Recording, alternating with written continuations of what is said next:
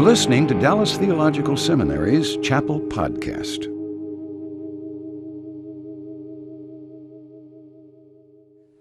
In 1926, Dallas Theological Seminary established the W.H. Griffith Thomas Memorial Lectureship in honor of William Henry Griffith Thomas, one of the founding fathers of the seminary. Over the years, the academic departments have taken turns inviting prominent scholars to deliver the lectures that are designed to be a scholarly treatment of significant issues in their field of study and vocational experience. One purpose of the lectureship is to provide the seminary community with an exposure to a variety of scholars from different theological perspectives, but still within the evangelical stream of Christianity. This year, the Bible Exposition Department has invited Dr. Bruce Waltke as our guest lecturer for this week of extended chapel services. Dr. Bruce Waltke is a preeminent Old Testament scholar. He holds the THD from Dallas Seminary and a PhD from Harvard. He served as the Old Testament editor for the New Geneva Study Bible and was a member of the translation committee for the New International Version. He's also served as president of the Evangelical Theological Society and is now the author of the most exhaustive commentary of Proverbs ever written, which is a part of the New International Commentary on the Old Testament series. Currently, he is Professor Emeritus of Old Testament Studies at Regent College and Professor of Old Testament at Reformed Theological Seminary. He has taught Bible exposition for more than 50 years and is most commonly known as a teacher with a pastor's heart. Those of us who have studied under him or heard him in lectureships over the years, including almost everybody who is on the faculty sitting on this platform, revere our guest of the week, and we would like for you to join us in welcoming our dear friend to Dallas Theological Seminary, Dr. Bruce Waltke.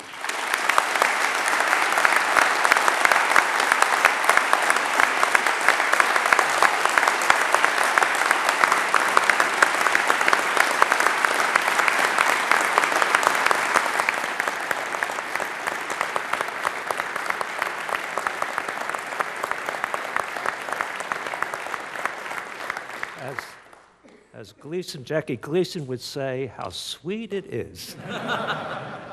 It's great to be here. Let me give you my own introduction. The best introduction I ever had to myself was at First Baptist Church in Vancouver. It's on a very prominent corner. And they asked me to speak in one sermon on the doctrines of revelation, inspiration, and illumination. I thought, how can I do that? And I chose as my text the Balaam donkey story.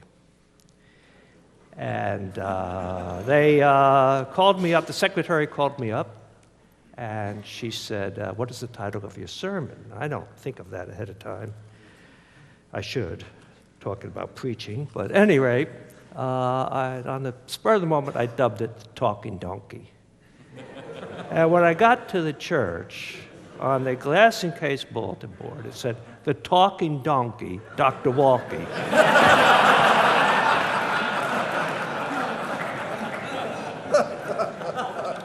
My first thought was, now isn't that the truth? My second thought was, good thing I said donkey.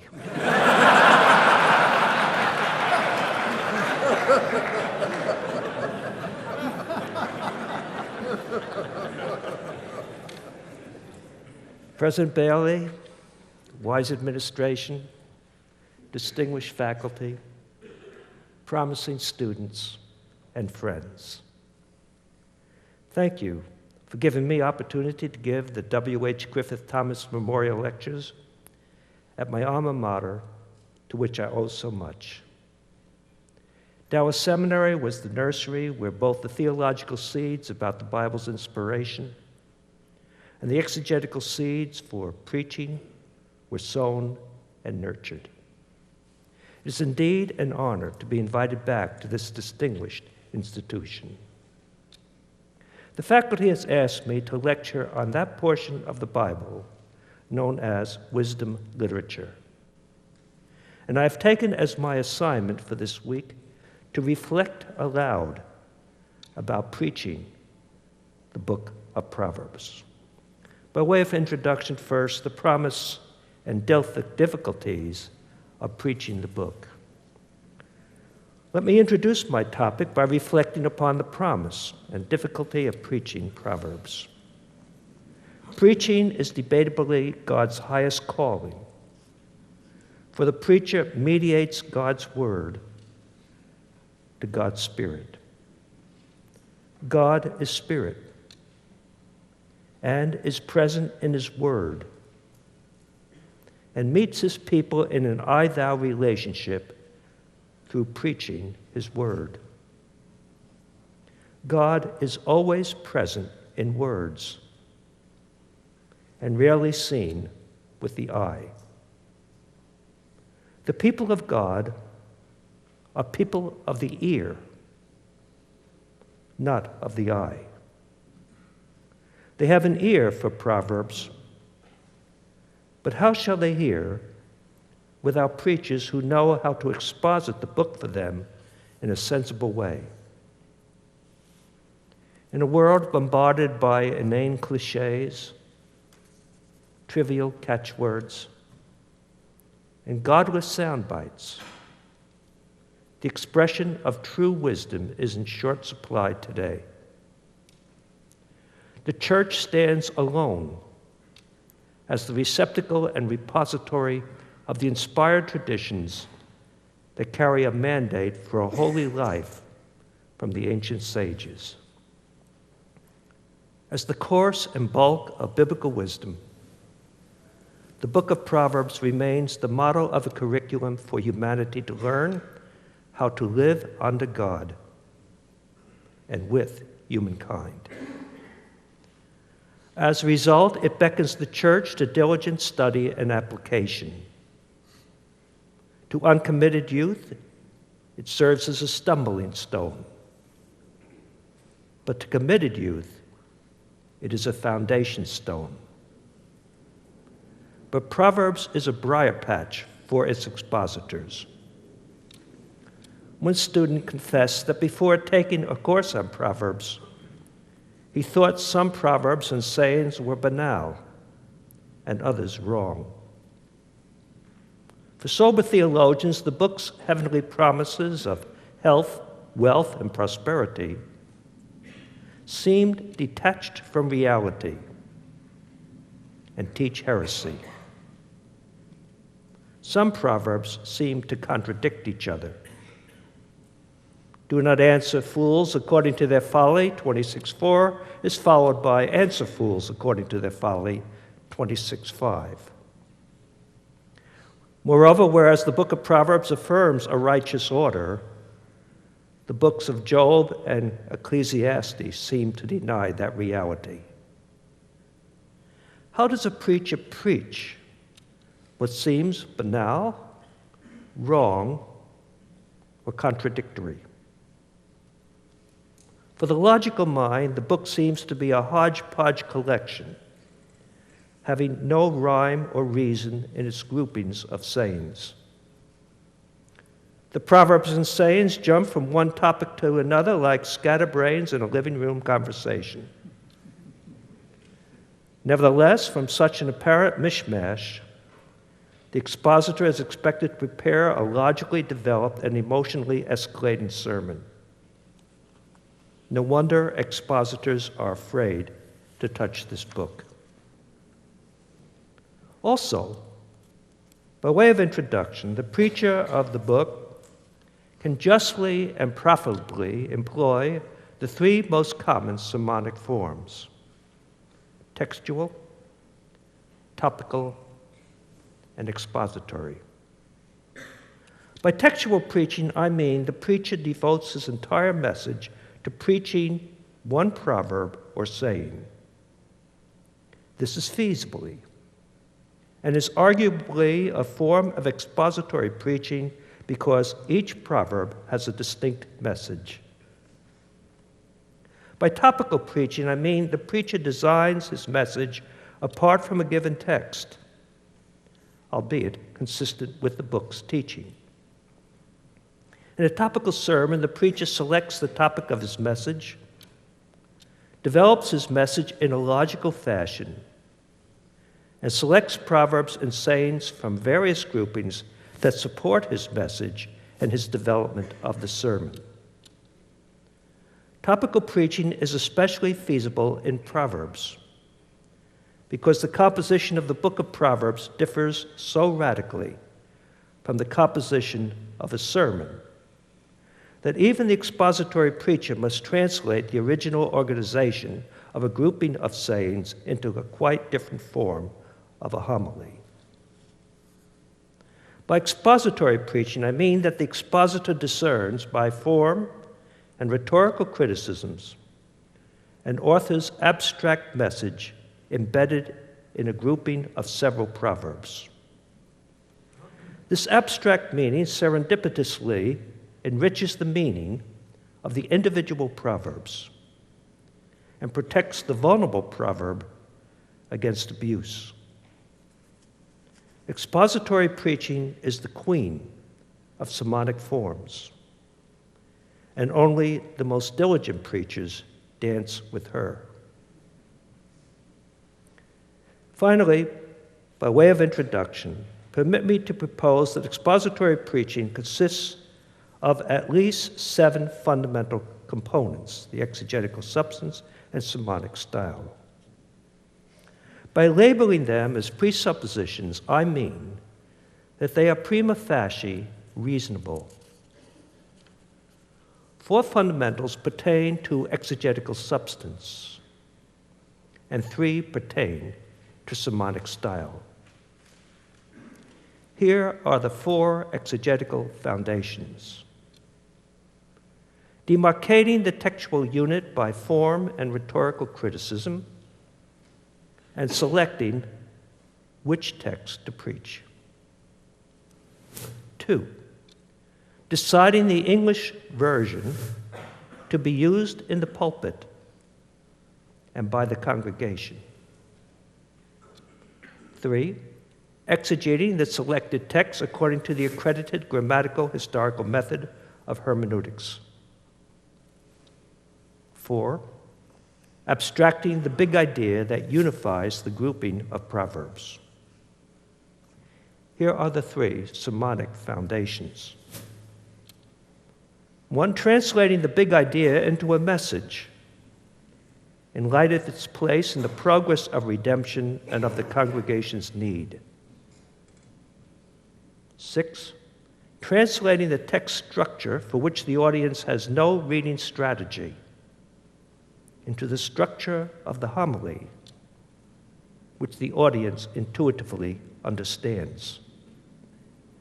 7, motivating the congregation to apply the message to concrete situations. So let's begin with the first one, the fundamentals of preaching. This lecture presents fundamentals of preaching for expositing Proverbs. The next 3 lectures present fundamentals of Proverbs for expositing the book. First fundamental of preaching, then, is demarcating and selecting texts. The first fundamental for expositing the book is demarcating the groupings and selecting the groupings to be preached. In my 2-volume commentary on Proverbs, I have demarcated its units by form criticism and rhetorical analysis. My experience teaches me that 4 series of 13 sermons per year work best because they provide the congregation with a sense of stable consistency and of appealing variety. I have selected 12 texts for a series of sermons on Proverbs on the basis of 1, their importance for contemporary issues; 2, the representative character of the book; and 3, their potential to empower the congregation to use the book in their personal or family devotions. I deliberately did not choose a 13th, leaving space for the preacher to include his favorite. My choice for the 13th sermon would be on the theme of God's attributes celebrated in this book. My big idea would be, I am, which the name Yahweh means, and I prefer to translate rather than transliterate. I am stands behind his book. And my message would be, trust in I am with all your heart. Do not lean on your own understanding. And in all your ways, take him into account.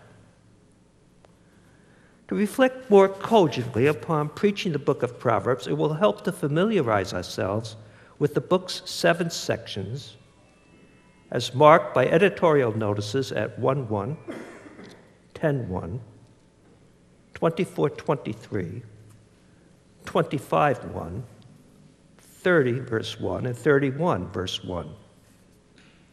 Although 22:17 lacks a clear editorial marker, all scholars, on the basis of form and rhetorical criticism, demarcate 22:17 through 24:23 as a distinct section within the book. In sum, the final edition of this anthology of wisdom literature consists of 7 collections. Collection 1, Introduction to the Book, 1:1 to 9:18. Collection 2, Proverbs of King Solomon, 10:1 through 22:16. Collection 3, 30 Sayings of the Wise, adapted by Solomon, 22:17 through 24:22. Collection 4, Further Sayings of the Wise, 24:23 through 34. Collection 5, Solomon 2, collected by Hezekiah's men, 25:1 through 29:27. Collection 6, Sayings of Agur, son of Jacob, 31 through 33. Collection 7, Sayings of King Lemuel, 31:1 through 31. The groupings within these sections, however, lack clear editorial jackets. These groupings, embedded within the 7 collections, are like sermons in a preacher's file, without file folders to separate them. Unlike the Psalms, which are separated by superscripts and subscripts, the textual units within Proverbs must be isolated by form and rhetorical criticism. Chapter divisions in the English Bible are not reliable indicators of the author's groupings, for the chapters were demarcated before form and rhetorical criticism had become a science. Let us now select the text with brief justifications. Collection 1, 1:1 through 9:18. Collection 1 can be readily analyzed into a preamble, 1:1 through 7, a prologue of lectures and sermons, 1:8 through 8:36, and an epilogue, 9:1 through 18. The epilogue functions as a transition between collections 1 and 2. The book's preamble functions well as the first sermon to introduce the series of 13 sermons, because it sets forth the fundamental information for understanding and preaching the book of Proverbs. 5 sermons, I suggest, be selected from the prologue, because its encomiums to wisdom lay the theological and spiritual foundation for the catechistic teachings in the book. Also, 5 sermons is not disproportionate to the book's own proportions. The importance of the prologue can be inferred from its ruling metaphor, the way. This dominant metaphor refers to a person's whole life, namely 1, his course of life, that is, his character and context of life. 2, his conduct of life, that is, one's specific choices and behavior. And 3, the consequences of that conduct, that is, the inevitable destiny of such a lifestyle. Fundamental to conduct is character. To try to live out the explicit or implicit admonitions of the Proverbs and wise sayings in the collections, without first preparing the heart through the encomiums to wisdom in collection 1, is as foolish as trying to keep the Mosaic law apart from the New Covenant. That is to say, the Torah, which means catechistic teaching, must be inscribed on the heart. As Moses in his 3 valedictory addresses in Deuteronomy first spiritually prepares the heart of his audience to trust and to love God in Deuteronomy 6 to 11, before giving the statutes and commandments in Deuteronomy 12 through 26. So also the encomiums in collection 1 spiritually prepare the catechumens to trust and love God before instructing them on behavior in the remaining 6 collections. Moreover, the poems of the prologue are highly relevant. These lectures and sermons of collection 1 aim to safeguard Israel's youth from the seductive appeals both of wicked men to make easy money and of the femme fatale to indulge in easy sex. Finally, it is prudent to select almost half of the sermons from this collection because the poems in this collection come packaged for the preacher and shoehorn the church's foot into the shoe of Proverbs. Here then are the 5 suggested sermons from Proverbs 1:1 through 9:18. Sermon 1, the preamble, titled Unlocking the Book of Life. I will exposit this preamble in my next 3 lectures. Sermon 2, Safeguards Against Wicked Men and Wicked Women, 2:1 through 22. This, too, is a must sermon, for it presents the spiritual essentials to develop the godly mind as a defense against the temptations of easy money and easy sex. This text will be exposited briefly in my lecture 4. Sermon 3, Does Proverbs promise too much? 3:1 through 12. The sermon sets forth the covenant obligations of I am and of the Son. The obligations on God's part are promises, not probabilities. But that raises the question for thoughtful people whether the book promises too much and of the wrong thing, a health, wealth, and prosperity gospel. These questions trip up thoughtful people, and if not answered, will cause the expositor and his audience to fall on their face. I can't touch it in the lectures. The commentary resolves the tension on volume 1, pages 107 and 108. Sermon 4, Why Bother? 3:13 through 25. Of the prologue's 12 motivating lectures and sermons, this text offers the most comprehensive argument. Sermon 5, What's Wrong with Adultery? Chapters 5 through 7. A sermon on the femme fatale, who plays a larger role in the prologue than even woman wisdom, can combine the 3 successive warnings of the parents against her in chapters 5 through 7 into 3 points of a sermon.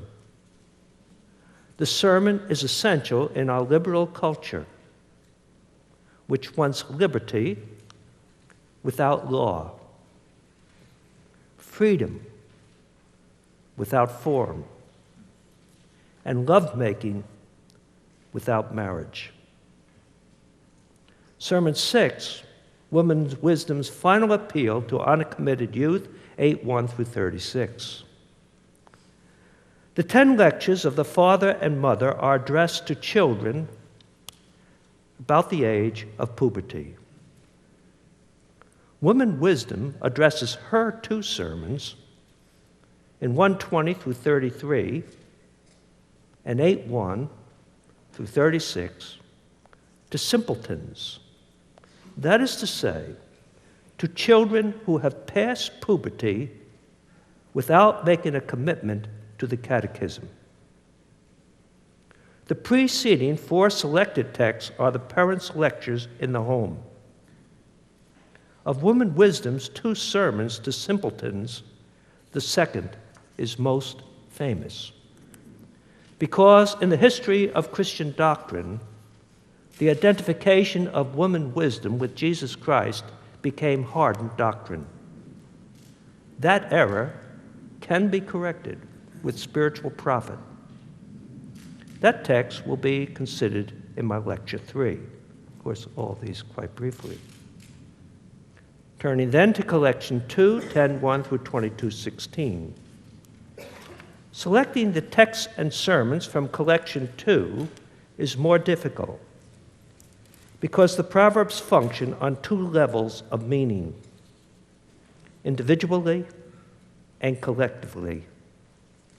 Individually, each proverb explicitly or implicitly admonishes the audience toward specific expressions of pious and/or ethical behavior.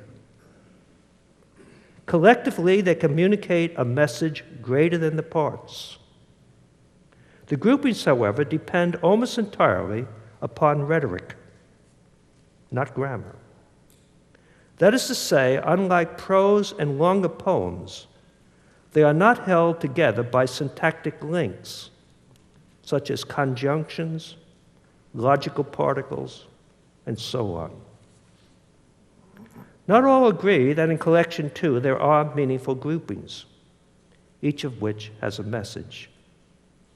If they are right, then the preachers should preach either textual or topical sermons from this section. Expository preaching, as we have defined it, would be wrong from the word go, because it would impose upon reluctant texts messages not intended by the inspired author.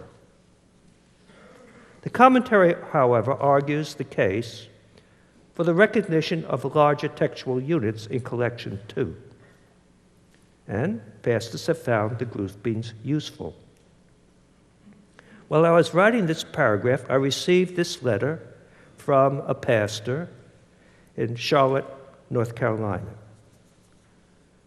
Dr. Waltke, I cannot thank you enough for your commentary on Proverbs. I recently finished preaching through the book and would have approached chapters 10 through 30 topically had I not read your introduction prior to beginning the series. I have never had to think and pray so hard in going from exegetical outlines to semantic outlines. But in the process, Proverbs became a whole new book for me, and then to my congregation. End of quote. Nevertheless, topical preaching from less clearly demarcated units has a place in a healthy diet of sermons. In my experience, congregations respond well to a topical sermon that includes a short exposition of one textual unit at some point in the sermon. If one opts for topical sermons from collection 2, then 2 must-topical sermons to represent the teachings of this collection are Sermon 7, Being Money Wise, using the grouping 10:1 through 5 as one of the texts. Sermon 8, Wise Speech, using 10:6 through 14 as one of the texts. I will exposit this unit in Lecture 4. 3. Collection 3, 22:17 through 24:22. Grouping the sayings in Collection 3, the so-called 30 sayings of the wise, is also challenging for the expositor, but not as challenging as Collection 2. After its own preamble in 22:17 through 21, the collection essentially consists of 3 decalogues of sayings. Since the first decalogue, which is mostly about money, and the second, which is about being an obedient son, are topics already dealt with in the series, the congregation would find a healthy variety in the third decalogue. Sermon 9, then, Strength in Distress, 24, 3 through 12. This sermon is especially applicable to awaken the church to its social responsibility. Collection 4, 24, 23 through 34. Collection 4 is too short to demand representation in a separate sermon. Its extended saying, 24:30 through 34, which consists of almost half of its material, will be considered in my lecture 2. Collection 5, 25:1 through 29:27. Collection 5, so-called Solomon 2, can be fairly readily demarcated both with respect to its macro groupings and micro groupings of the Proverbs. One grouping, amenable to expository preaching and relevant to safeguard youth against entertainment, the entertainment industry, is how to deal with fools, 26:1 through 12. Collection 6, the sayings of Agus, son of Jakeh, 31 through 33. Though the prophet Agur intends his collection of inspired sayings to be treated holistically, a sermon even as long as 45 minutes is better limited to his autobiographical confession in 31 through 6. That biography sets forth Christian epistemology and is especially applicable to a culture that believes in relative evaluations, not absolute values. I will exposit this text in my lecture 2, Sermon 11, Christian Values versus Postmodern Evaluations. Collection 7, 31:1 through 33. Collection 7, Sayings of King Lemuel, that his mother taught him, clobbers together 2 distinct poems into one. The Noble King, 31 through 9, and The Noble Wife, 10 through 33. Though challenging to the expositor, but not too challenging, the preacher is better advised to choose the second than the first, because it draws the series to conclusion with the book's own conclusion. The Noble Woman is a real shocker.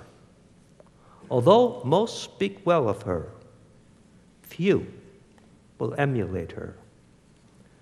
I'll just comment here. The key to that sermon is a husband sits in the gate and she works to enable him to do it. I never heard it preached. Sermon 12.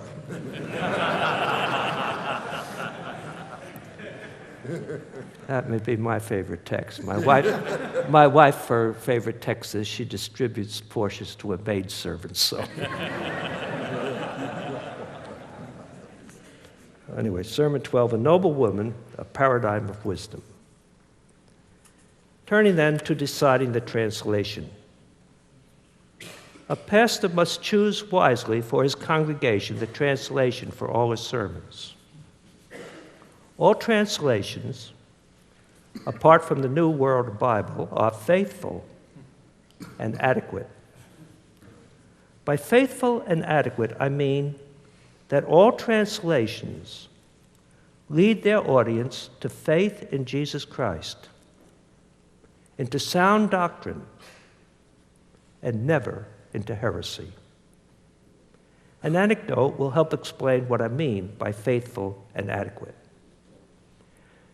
In a course on the Old Testament prophets, a student asked me, "Did anyone understand the prophets?"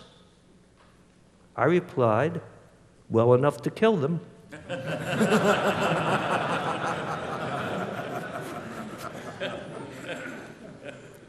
a congregation can respond with understanding to any message in the book of Proverbs using any English translation. But translations are not all equal with regard to exegetical accuracy or to their targeted audiences or to fluency.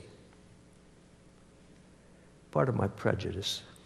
The best translation that satisfies these three criteria is today's New International Version, a revision of the New International Version. As to the accuracy of the TNIV, my inside knowledge may be useful to correct misrepresentations of this translation by evangelical leaders not competent to judge the merits of a translation.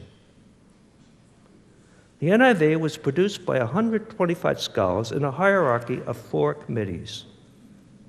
The highest committee, the Committee on Bible Translation, CBT, had the final authority over the text of the NIV and now of the TNIV. CBT asked me, as one of its members, to generate for the TNIV revisions to improve the exegesis and style of the NIV and the book of Proverbs. 75% of CBT, usually 9 out of 12, had to approve a proposed revision in order to be adopted into the TNIV. I submitted 200 pages of suggested revisions with argument to justify the revisions. CBT accepted about 90% of my proposals to improve the exegetical accuracy of the NIV and almost none to improve its style.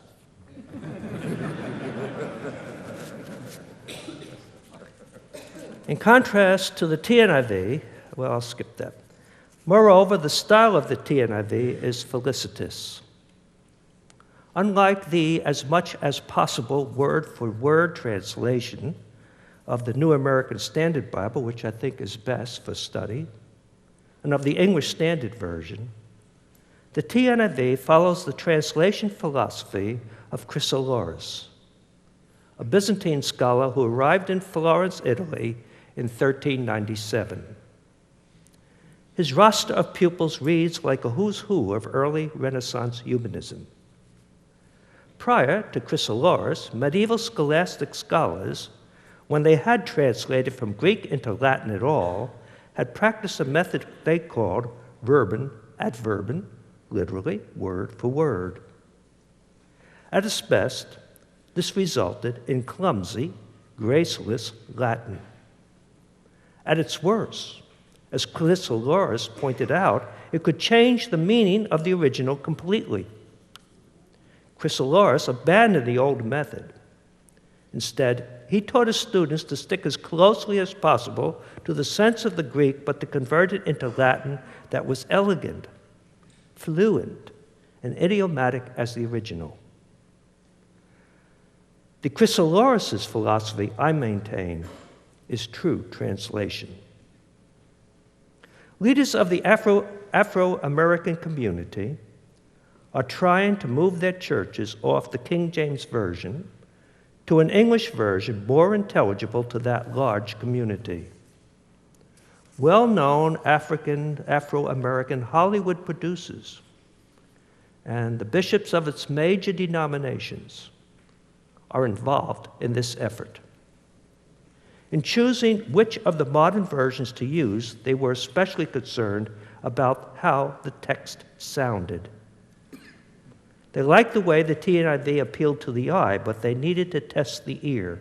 So they decided to test a number of translations by recording different texts and adding background music and ambient sounds or sound effects. In every situation, the TNIV, quote unquote, sounded best, end of quote, and will be their text. Having spent 40 years in connection with producing English translations of the Bible, I am amazed at the cavalier manner in which pastors revise a translation on the basis of their own exegesis. If a preacher corrects the TNIV or other major translation, he infers that he, with his 1 or 2 years of studying the Hebrew language, is more competent than a committee of professional exegetes. I have never heard a pastor's revision that had not been rejected by CBT for good reasons. Erasmus's philosophy that if the church follows Luther, she will put a pope in every pulpit has been fulfilled. Exegeting the text. Having selected the text and version, the preacher exegetes the original Hebrew text in order to be authentic. He is God's voice, the priest who mediates God's word to God's people. I began my theological studies at Dallas Seminary with the thought of becoming an expositor, and quickly learned under the tutelage and example of S. Lewis Johnson that the knowledge of the Bible's original is essential to be an authentic theologian and preacher. In the introduction to Biblical Hebrew Syntax, I cite 2 arguments the first writers of Hebrew grammar used to justify their work. 1, they argued, language is the means for all discernment, and linguistics is the means for all investigation and wisdom. 2, the fulfillment of the commandments depends upon the understanding of the written word, and in turn, the proper knowledge of the language is impossible without the aid of linguistics, they argued. End of quote. I determined during my first year in seminary to be a skilled worker by competent exegesis, and not to be a slop bucket theologian and or preacher, and so I majored first in Hebrew and then in Greek. And accredited hermeneutics includes the following disciplines. 1, establishing the Hebrew text by textual criticism. 2, establishing the literary genre by form criticism. 3, defining significant terms by the use of a concordance, a lexicon, or a theological word book. 4, parsing and deciding the sense of all grammatical forms. 5, identifying and interpreting figures of speech. 6, decoding the author's rhetoric. 7, abstracting the biblical writer's thesis. And 8, locating the text's teaching within the context of the progress of redemptive history and of the history of Christian doctrine. A good expositor will involve himself in all these exegetical tasks to the extent of his available time and of his competence. For these academic disciplines, internalize the text in his soul, make it burn in his belly, and causes it to flow from his lips as an oracle from God. These fundamental disciplines are learned in seminary. And a seminary that sends forth preachers incompetent to exegete the original text fails Christ and his church and shortchanges its students. Occasionally, however, one hears of a teacher or an exegete who denies himself the use of a commentary. This is foolhardy. No unaided preacher has the time or competence to give authoritative answers to exegetical questions under the gun of a weekly clock. He may fool his congregation and even himself about his own authority, but I suspect he is false. To speak competently, a preacher must use a good commentary intelligently. Nevertheless, keep in mind, as Milton said, that God does not demand of the expositor day labor, light denied. Abstracting the big idea. The expositor is now in a position to abstract the big idea of the text. He's above all concerned with the vital central concept of his text, with the interrelation of the idea of each proverb that links them one to another, and with the deep underlying convictions that inspired the text and united them as a composite and unitary witness to ultimate theological truth. To put it another way, the expositor is looking for the grouping's system or structure, a sort of inner grid which could be placed within the material and could be seen to provide some degree of ordering and coherence. Simply put, as Haddon Robinson, who coined the term big idea, wrote, the big idea consists of both the subject and its complement. The subject answers the question, what is the writer talking about exactly? The complement answers the questions, what is he saying about what he's talking about? The two together form the idea. Translating the idea into a message. W.A. Criswell told me that he considered, he's the late pastor of First Baptist Church for you younger people. W.A. Criswell told me that he considered having a sermon's purpose the most important fundamental of preaching. He kept his purpose in mind throughout the entire sermon, from the attention-grabbing introduction to its logical development in the body of the sermon, to its climactic emotional appeal and practical application to real and concrete life situations. What Criswell called purpose, I call message.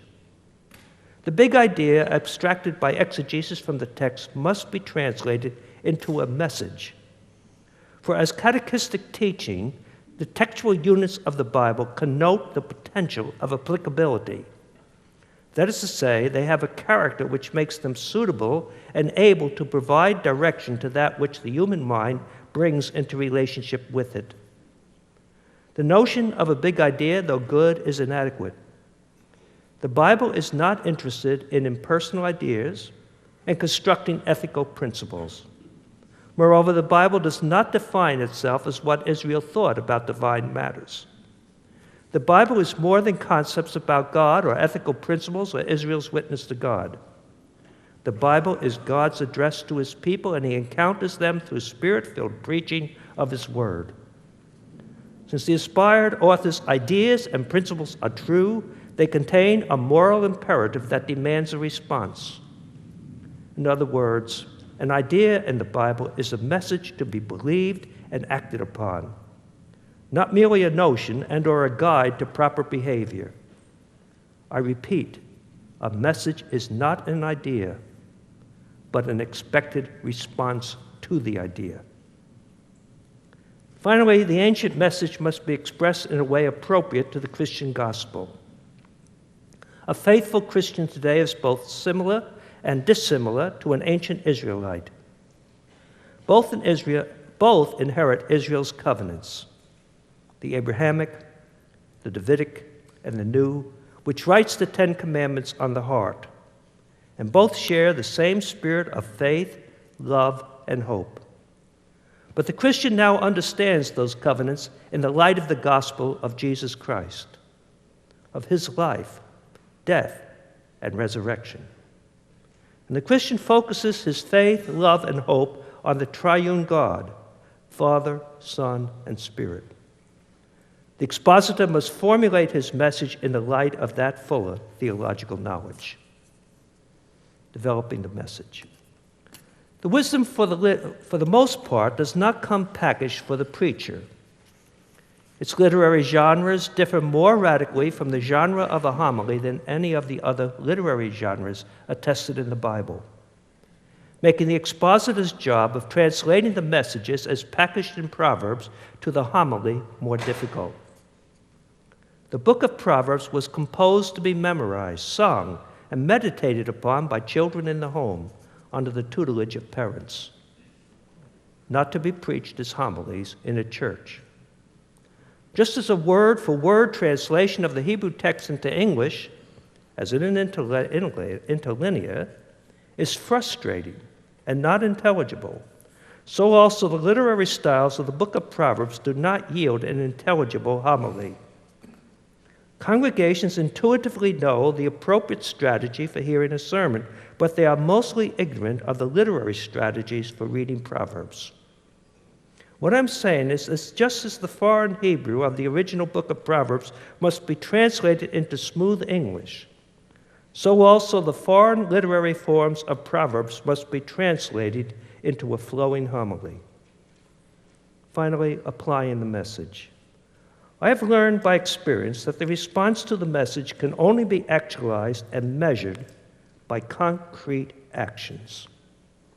What does the preacher expect the congregation to do with the message when they step out the back door of the church into the world?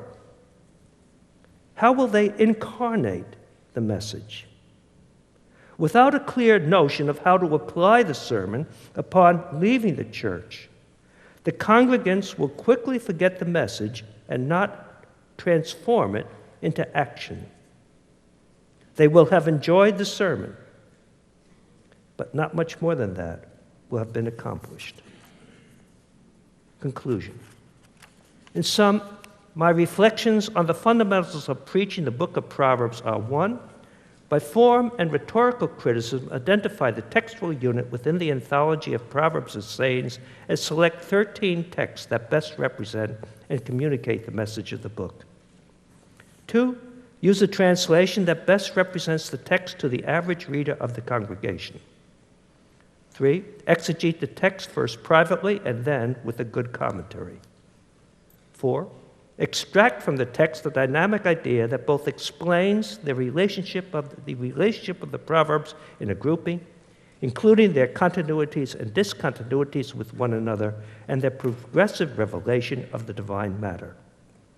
5, translate the text's abstract idea into a relevant Christian message. 6, for the development of the message, translate the unfamiliar compositional form of the original text into the familiar form of the homily. 7, draw the message to conclusion by applying it to real-life situations. So, thank you for your attention.